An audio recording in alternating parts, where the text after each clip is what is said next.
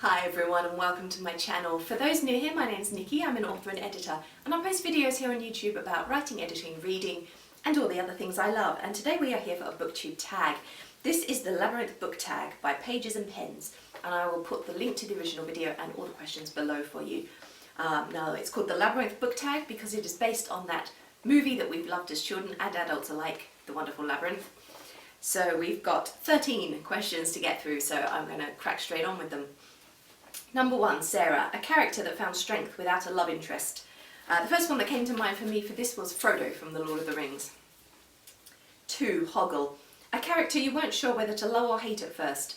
For me, this was a hard one, and in the end I picked Adele from the Vampire Empire series because I wasn't sure whether I found her annoying as a heroine or not to begin with, but I did grow to like her as the series progressed.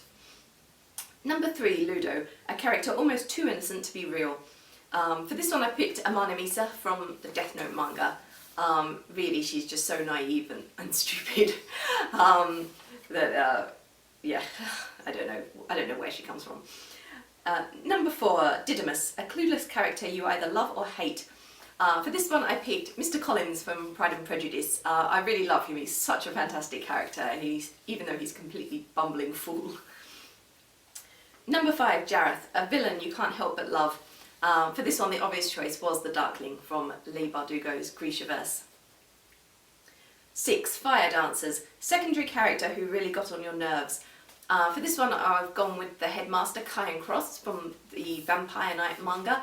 I found him really irritating at first, although I did start to appreciate him as his character developed a bit more during the series.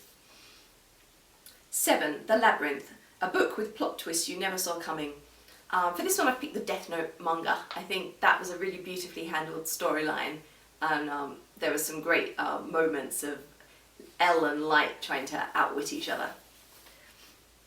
8, The Bog of Eternal Stench. What trope or writing style will immediately make you put down a book? For me this is Mpreg. Nothing against those who enjoy it, but I just have never really gotten into it. 9, The Oubliette. What book or series will you never finish? The Mortal Instruments by Cassandra Clare. I read Infernal Devices first and absolutely adored them with that Victorian steampunk feel, and then I went to Mortal Instruments and read the first book and it just didn't grip me in the same way, so I've never carried on with the series and don't really have any intention to. Number 10, The 13th Hour. What book kept you up all night or did you read in one day or sitting? There's been plenty of books I've read in one day or sitting, if they're short books, you know, sort of under 150 pages. The one that first came to mind as I was writing the notes for this tag was No Longer Human by Osamu Dazai, who's a Japanese author. 11, Crystal Balls. What book do you wish the main character, in what book do you wish the main character had a crystal ball so they could avoid miscommunication? I would say the Winter Night trilogy by Catherine Arden. I think, you know, if the main character in that story had really understood where Morozko was coming from earlier on, it would have saved a lot of trouble. Number 12, You Have No Power Over Me. What book or series didn't you understand the hype for? This will be contentious, but Harry Potter.